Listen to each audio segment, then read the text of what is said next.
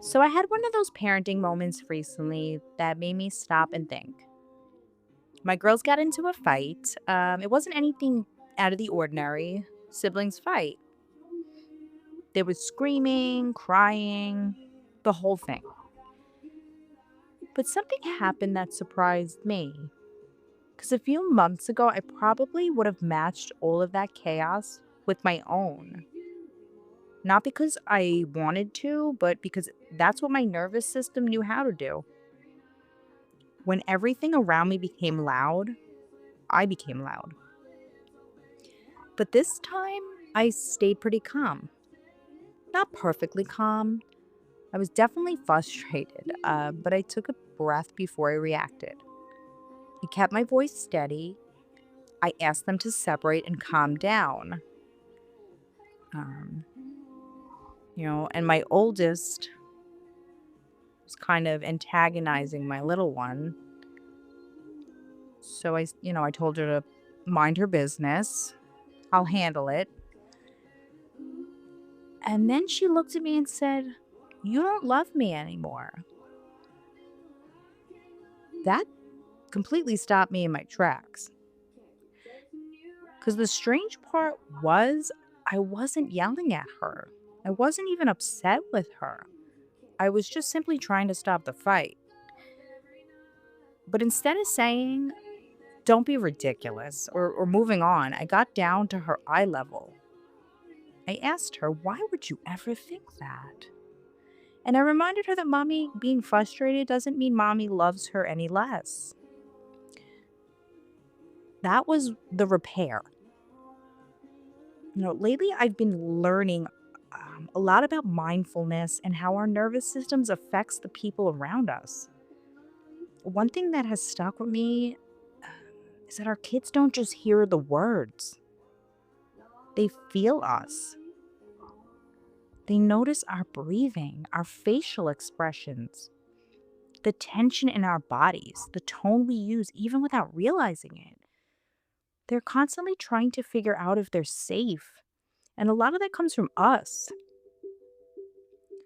That realization has been, beautiful and a little terrifying because my oldest is so much like me. Not like when I was 9 years old, like me now. She worries like I do. She's sensitive like I am. She picks up on everyone's emotions. And when I started noticing that, I had one of those moments where you think, uh oh, not because there's something wrong with her, because it made me look at myself. It made me realize that if I want to learn how to regulate her emotions, I have to keep learning how to regulate mine.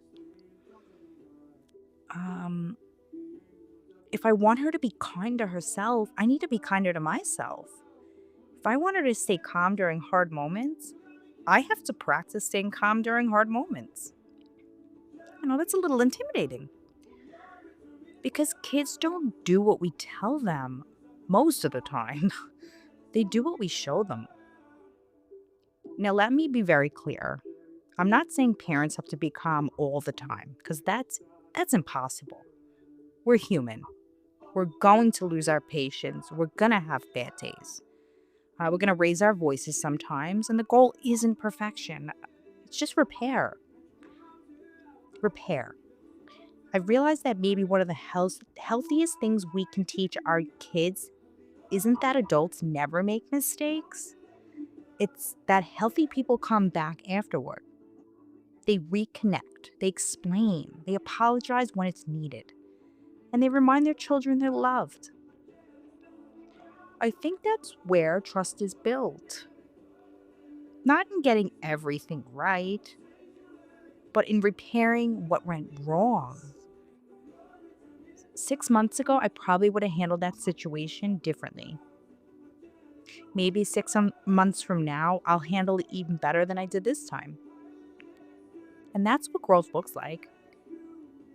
Not overnight transformation, just catching yourself a little sooner, taking one extra breath, and choosing one calmer response, making one repair in real time. And maybe that's enough. Maybe our children don't need perfect parents. Maybe they just need parents who are willing to keep growing right alongside them. If you're listening to this and you've had one of those moments where your child reflected something back to you that you recognized in yourself, you're not alone. I'm right here with you. And maybe that's exactly where change begins.